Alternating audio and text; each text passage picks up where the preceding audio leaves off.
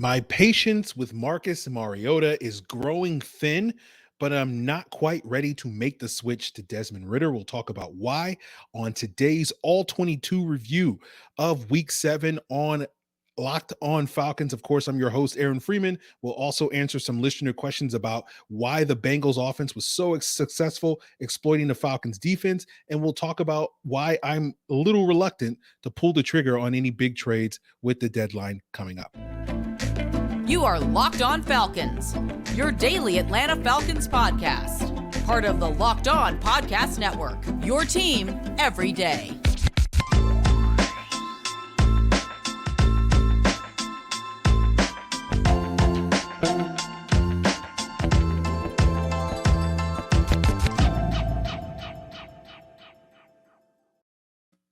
So you guys know me. I'm Aaron Freeman, a.k.a. Mr. Drew, a.k.a.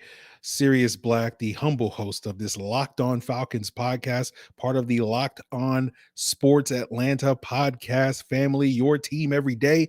And of course, we thank you for making Locked On Falcons your first listen each and every day. It is free and available Monday through Friday on a variety of podcast platforms, including Apple, Odyssey, Google, Spotify, and YouTube.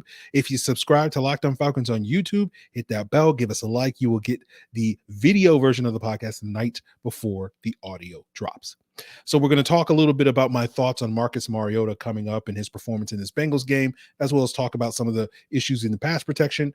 But before we get into that, the Falcons did have some news on Tuesday. They did cut Marlon Davidson, their defensive lineman, from injured reserve.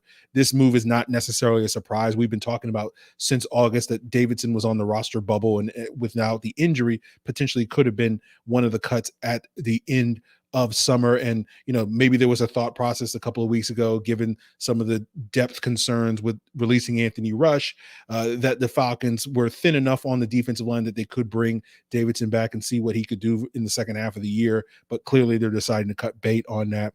And it's not a surprise. The story of Marlon Davidson is it's all about injuries. Anytime he had an opportunity, whether it was his rookie season last year or this past summer, where it looked like, okay, he was going to make some progress, he'd have an opportunity to carve out a significant role in this rotation, he'd always get hurt. And so my hope for him moving forward is that he can get healthy. He can basically do what Adrian Claiborne did, who had a number of injuries when he was on his rookie contract with the Buccaneers, then left Tampa Bay and had 6 relatively healthy seasons in Atlanta, New England, and Cleveland to close out a really solid career for him. So I'm hoping the same for Marlon Davidson. He's a fun personality, just kind of dealt with a lot of bad luck. So the best to him moving forward, but obviously and understandably the Falcons are moving on. We will always have the Tom Brady pick six, and they can never take that away from you, Marlon. But let's move on to the conversation talking about Marcus Mariota. And I don't think Mariota played particularly well against the Bengals, but I'm not going to be overly critical of Mariota. But what I will say is my patience is kind of wearing thin with him. And I feel like if we're, say, a month or so from now and we're not seeing significant progress from him, I will start to be a lot more vocal about making the change to Desmond Ritter. And for me, progress for Marcus Mariota is basically either we see a lot more of what we saw against the 49ers, where in those games where the Falcons are only throwing the ball 15 times a game or so, like I want to see clean, efficient game management like we saw against San Francisco. The other way to measure progress is seeing what we've been talking about the last couple of days, which is this offense evolving to be more than that offense that is very one-dimensional and run-heavy, and maybe throwing the ball 25 times a game. We're not going to ever see this offense be throwing the ball 35, 40 times a game or anything like that, but seeing them be able to manage a much more functional passing attack. They don't have to be elite in that regard. They can continue to just kind of be a league average passing attack in terms of their efficiency, but if they're throwing the ball 23, 25, 28 times a game, that to me is a sign of progress. And I don't think I'm asking for the impossible when it comes to that. I just think when we're talking about evolving this offense between now and the end of the season, if again, a month from now or so, 3 or 4 weeks from now, this offense remains stagnant, I feel like that's the time where you do have to sort of make a shift and see if Ritter can provide you more. Maybe he can, maybe he can't, but you won't know until you try. And so before you guys some of you guys decide to jump in the comments and yell about this. I do want to remind you that whether you're on the side of we should have already made the change to Ritter, in week, 8 or whatever, or you're like me and you're willing to wait till say like week 11, or you're more willing to say, let's see how this all plays out over the course of the season and let's not make the change at all. These are slightly different opinions in the grand scheme of things.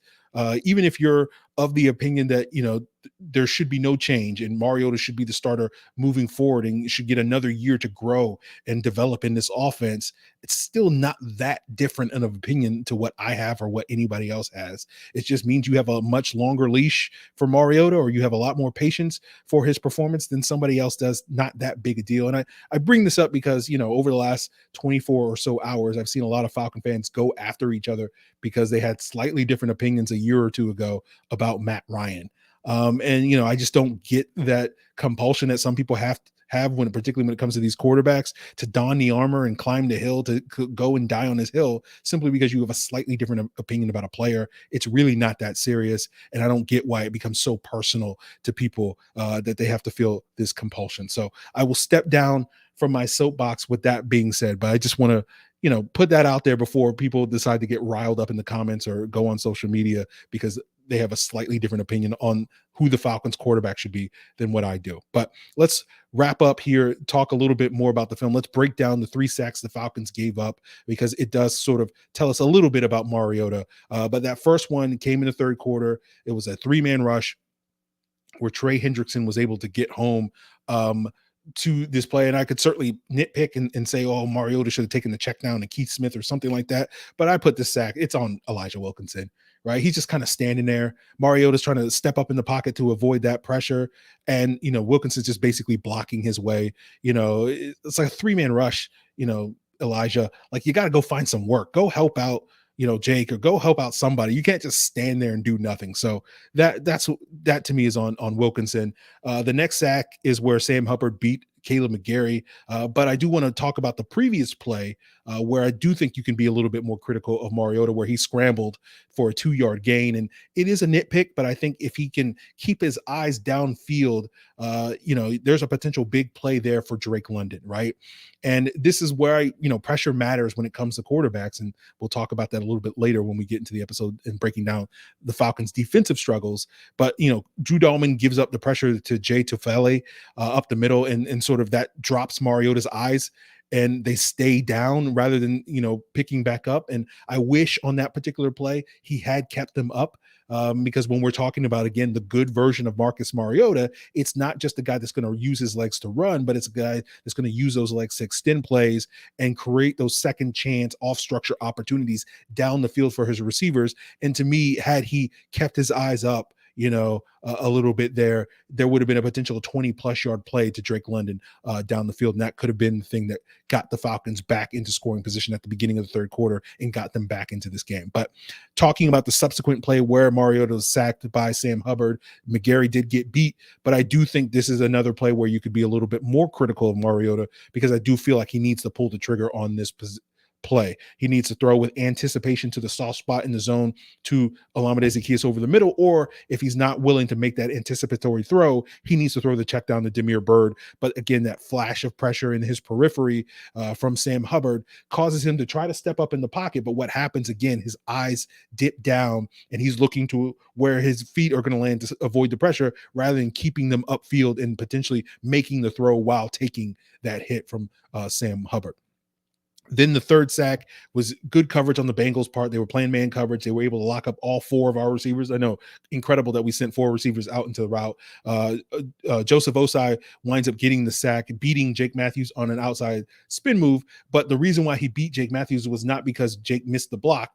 Jake anticipated a stunt that was coming. He saw Osai make a jab step to the outside and saw that and recognized that, oh, they're doing a tackle in stunt and he's going to loop inside and I got to pick up this crashing defender, which is the D tackle coming at me. And so Jake does that, knocks down, I think Zach Carter, pancakes him, but it's not a stunt, right? Osai uses that jab step and then does an outside spin move, and so basically goes unblocked to the quarterback. And so I like the instincts of Jake trying to recognize that stunt, because stunts have been problematic for this offensive line, particularly on the left side, picking some of those things up, but he just misdiagnosed it. And so, he made the miscommunication, misdiagnosis, whatever you want to call it.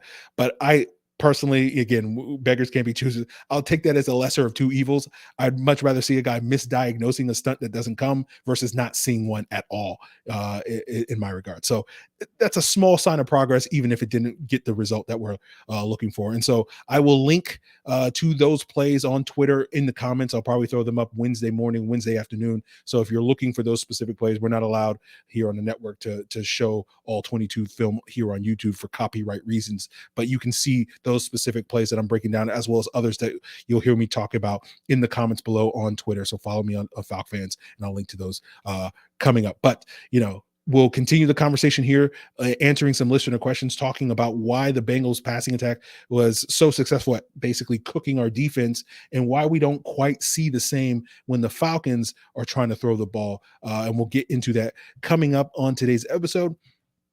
But guys, I want to tell you about somebody that's going to help you find the right people easier. That's LinkedIn Jobs. They're going to make it easier for you to find the right people that you want to talk to faster and for free. You can create a free job post in minutes with LinkedIn Jobs and reach the world's largest professional network of over 800 million people. LinkedIn Jobs is going to help you spread the word that you're hiring, give you the simple tools like screening questions that are going to help you focus on the right candidates with the right skills and experience that you can quickly prioritize, so that you can talk to them, to interview and hire them. It's why small businesses rate LinkedIn Jobs #1 in delivering quality hires versus leading competitors.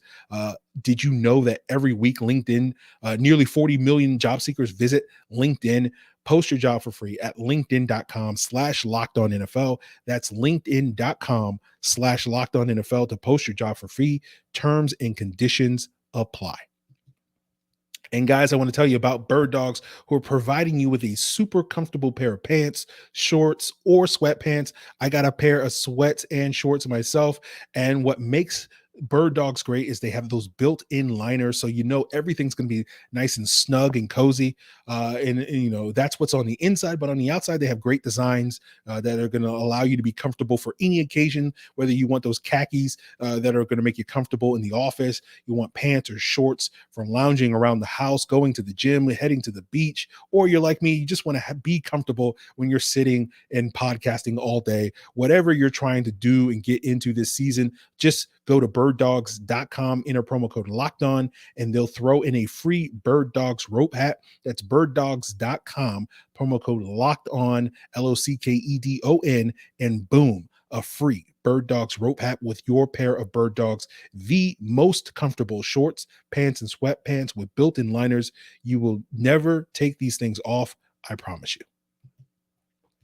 So guys, we're going to continue today getting into a couple of listener questions. But before we get there, I want to thank you again for making Locked On Falcons your first listen. And for your second listen, check out Locked On Sports Today. Whether you want to go beyond the scoreboard or behind the scenes, you'll get the expert analysis from the local experts that only Locked On can provide. Subscribe to Locked On Sports Today, available on YouTube or wherever you get your podcasts.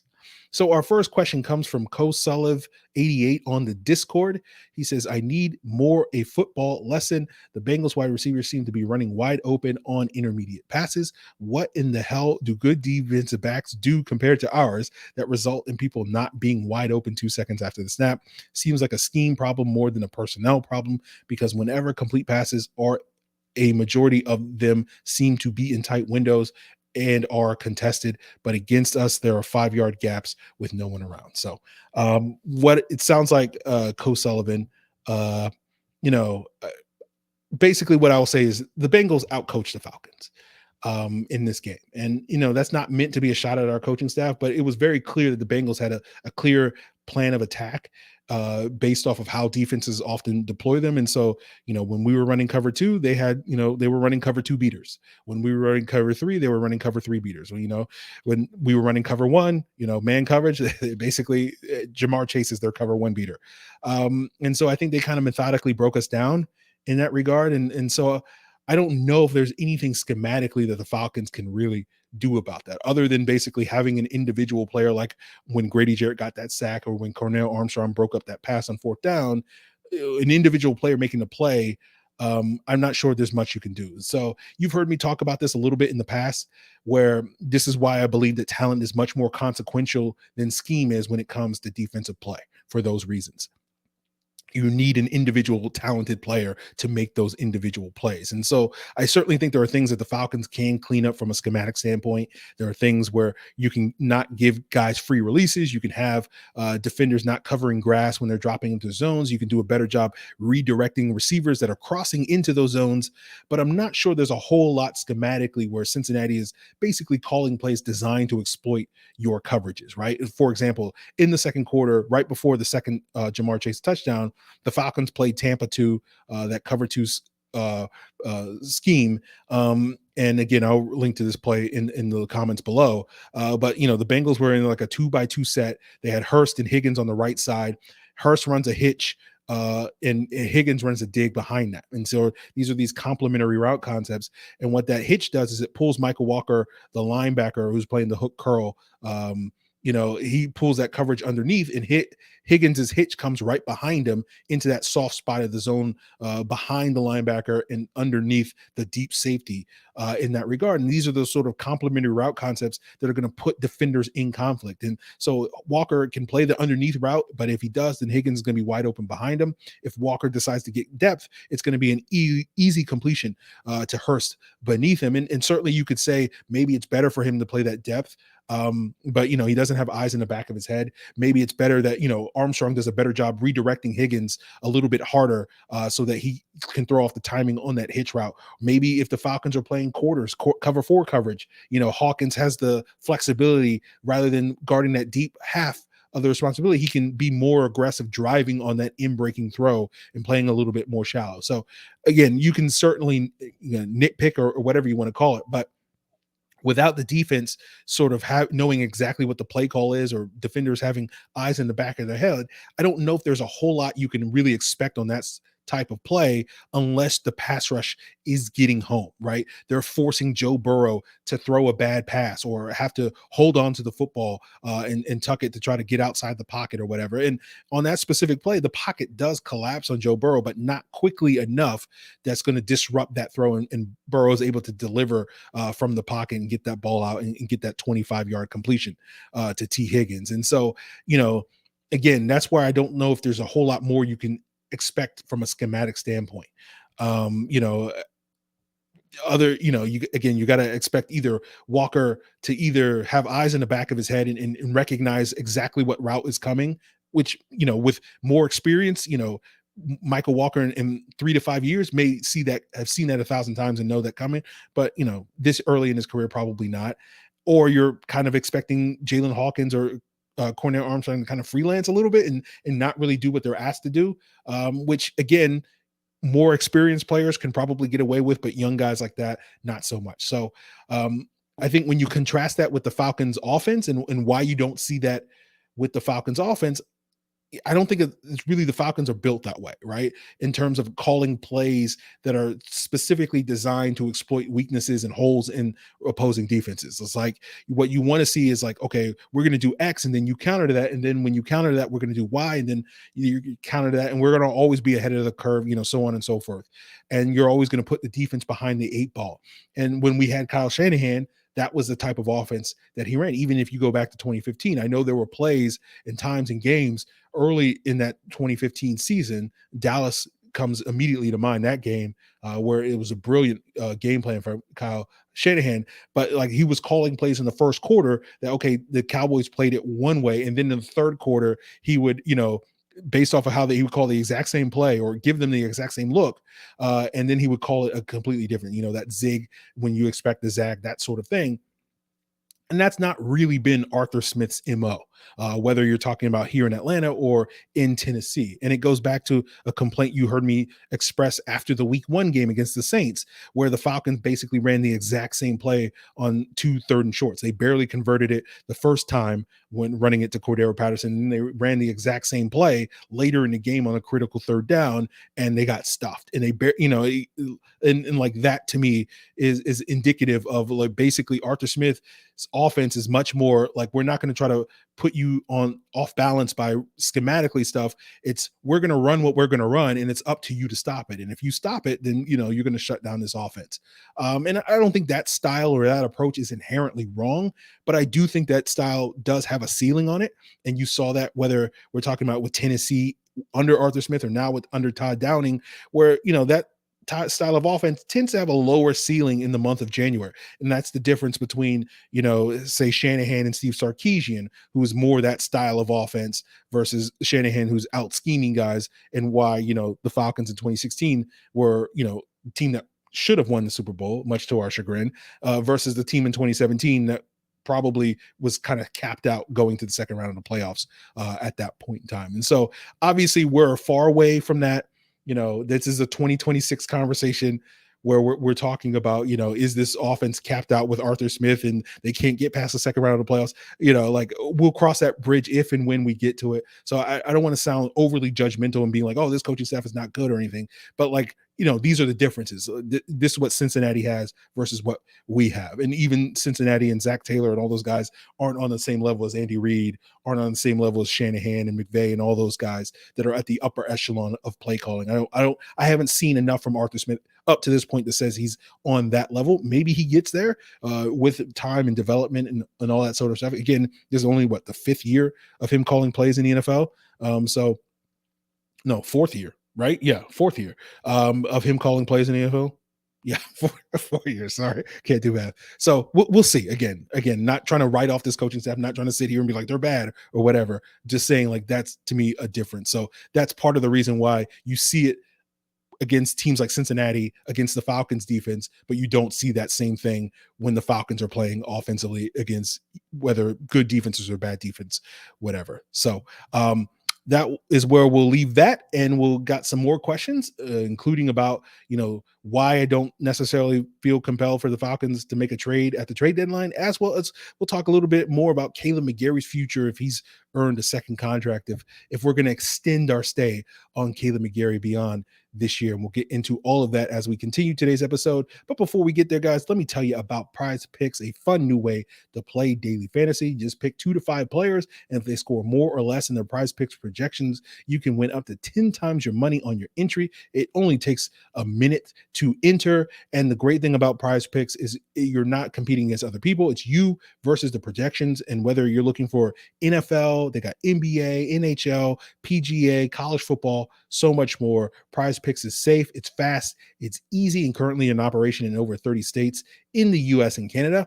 All you have to do is download the Prize Picks app or go to prizepicks.com and sign up to play the fun new way of playing daily fantasy. First-time users can receive a 100% instant deposit match up to $100 with the promo code Locked On. That means if you deposit $100, Prize Picks will give you $100. If you deposit $50, Prize Picks will give you $50. Don't forget to use that promo code Locked On, LOCKEDON, at sign up for an instant deposit match up to $100.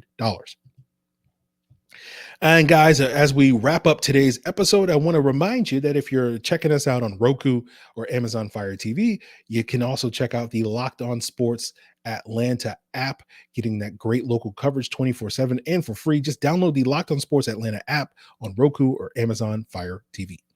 So our first question comes from the Discord at FalcFan902. He asks, did not get the chance to ask before this week's film review, but maybe you can squeeze it in for episode this week.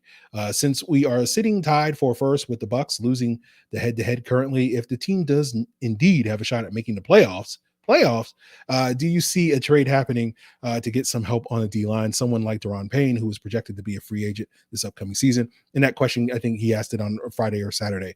And we have a similar question from Harry and Gary in the Discord. Hey, Aaron, Arthur Smith said today, referring to Monday, they probably won't sign any players before the trade deadline. Do you believe this to be true? So I could certainly be eating crow next week, but I don't expect any major moves between now and the trade deadline for the Falcons as far as a roster standpoint. They already sort of reshuffled their practice squad, picking up Bo Pete Keys.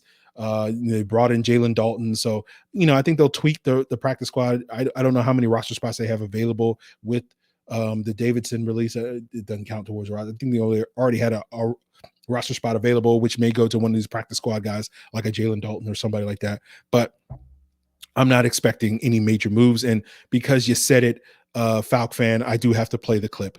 Playoffs? Playoffs? Don't talk about it. Playoffs? You kidding me? Playoffs? I just hope we can win a game.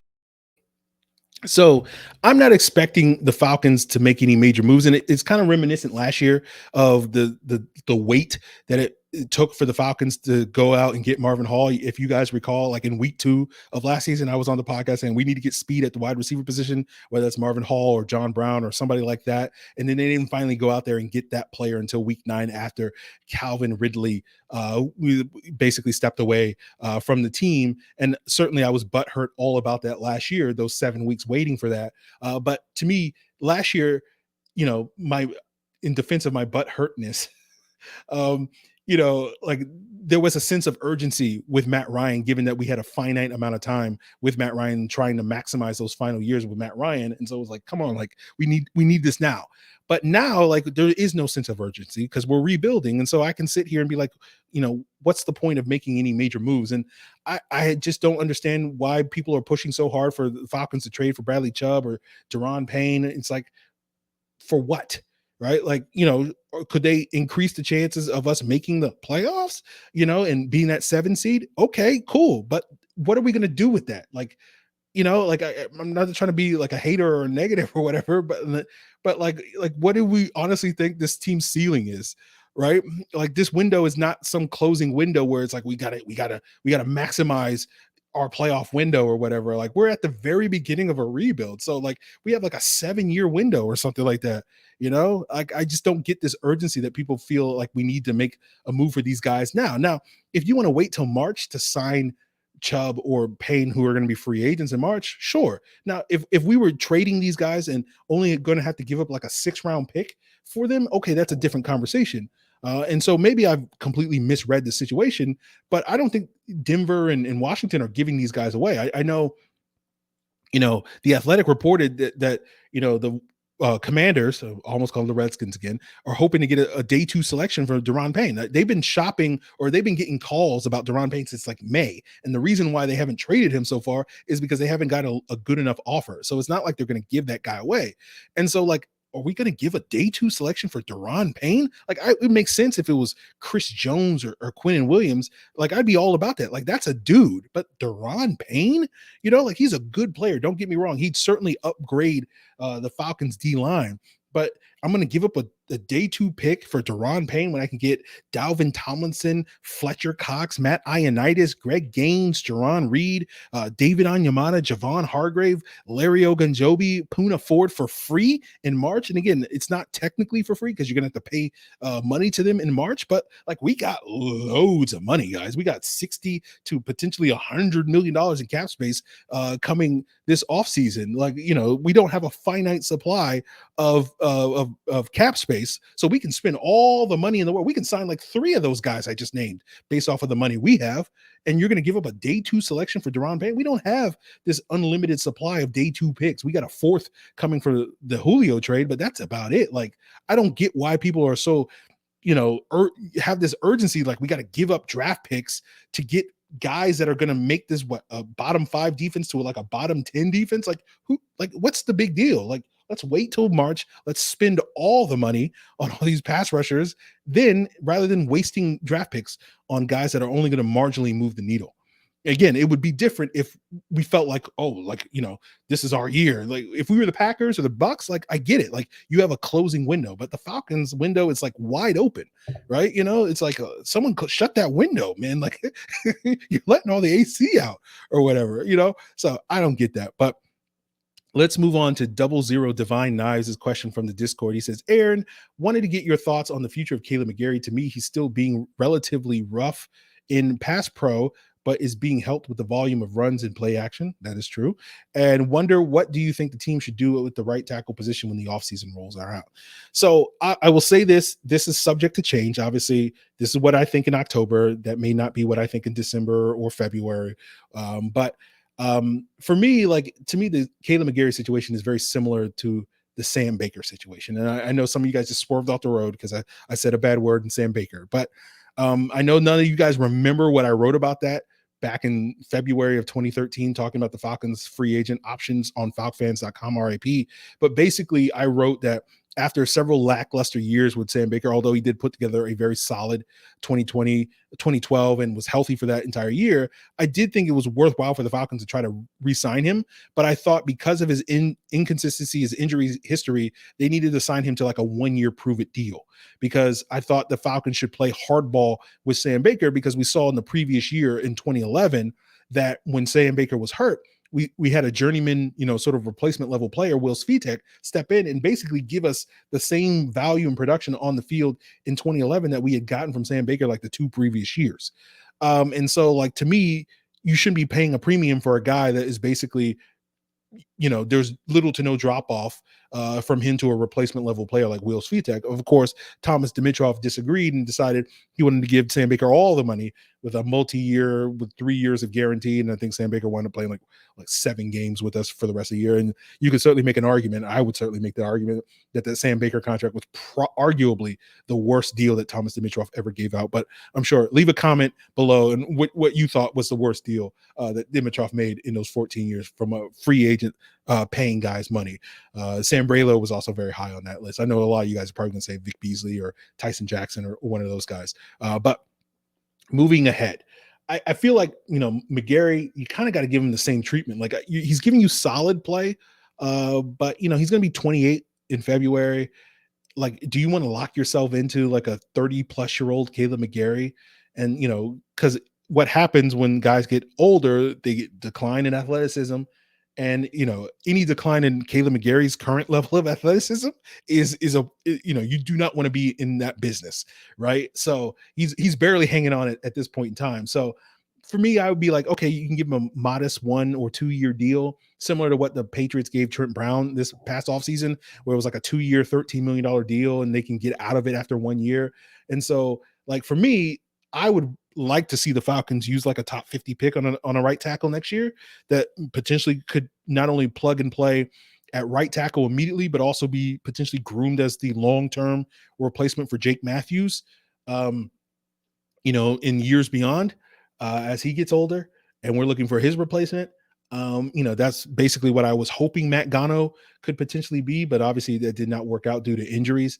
I think you could certainly make a case to, if that's the plan, if that's your plan A, then okay, you bring in kind of a stopgap option in March to hold this fort down until that rookie top 50 pick is ready to go. Maybe that's Jermaine Ifedi. I don't know, but I will say this: if the Falcons bring back the same starting 5 that they currently have, I'm not going to be upset. Like, you're not going to have me I don't believe. We'll see where we are January, but I don't imagine this January like I was last January. I'm like, there's no way they can run it back with the same starting 5. This is terrible decision. I think they've earned a little bit more the benefit of the doubt, and I think you can make an argument that this line, while not great, could be better with growth, right? With continued development, with continued continuity or whatever. But if they are going to run it back with the same starting 5, then I hope that they're going to sink a significant amount of resources into the draft on this offensive line and potentially draft like 3 starters, right? Because Lindstrom's the only guy here that you can sit here and pencil in and say that guy's definitely going to be a starter 3 years from now. Like, Jake Matthews is going to be 31 next year. The Falcons can basically get out of his deal as early as 2024. And if there's any significant drop off in his play, and you can argue that he's already dropped off a little bit. I don't think it's been massive this year, but it's a little bit. And it's like, if you see that trend continue, then you're going to be looking for a new left tackle within 2 years, right? Wilkinson, we know, is kind of a journeyman guy that you can certainly try to re-sign this year, but to like a 1 year, maybe $4 or $5 million deal, nothing more than that. You're not going to be committed to him beyond 2023. Dahlman could turn into the next Todd McClure and play 12 years in Atlanta, or he could be a one contract guy that you're replacing in 3 years. And again, as we mentioned earlier, McGary's kind of at best a 2-year stopgap for you at right tackle. And so you're in a position where you could be potentially replacing 4 or more starters on this offensive line within 2 or so years. And so again, if you're going to run it back with the same starting 5, to me, I feel like you got to draft at least 3 guys that could potentially be the 4 replacements that you're looking for, and have those guys ready to go in-house, so that you're not stuck scrambling 3 years from now being like, oh, well, we're desperate and we need somebody. So, let's draft another Matt Hennessy, or let's draft another Kaleb McGary and take a lesser player and reach on a lesser player, just because you don't have better options. And so if you're not willing to make that draft investment, then for me, then you have to sink significant dollars into free agency. If you're not going to run it back with the same 5 and draft and develop their replacements, then you have to go out in free agency and spend $1 bajillion, of that money that we have on potential upgrades. And as I talked about this summer, next year's free agent offensive line class is not very good. It's Elton Jenkins, it's Orlando Brown, and that's about it. And probably, guess what, both of those guys as of today are probably going to get franchise tagged and never see the open market.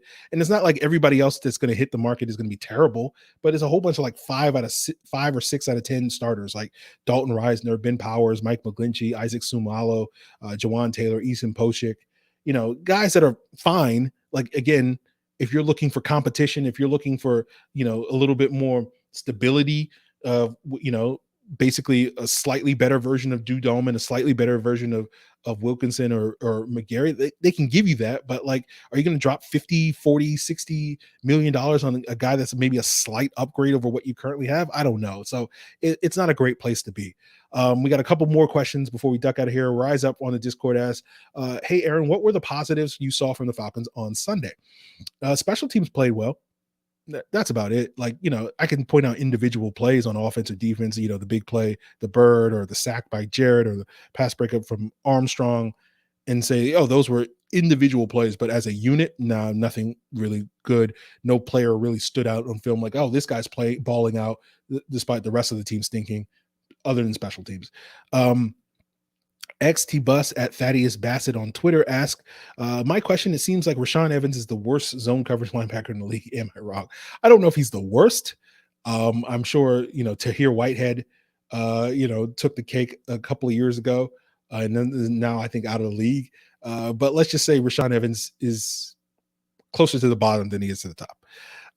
Stephen Falcon fan at Stephen 51 27 40 40 on Twitter asks, at this point in the season, which 1-year players have earned long-term contract? Which 3 free agents for next year would be on your wish list to acquire? So I'll punt the wish list question to the offseason, where we'll have a better idea where this current Falcons roster stands and who's going to be available.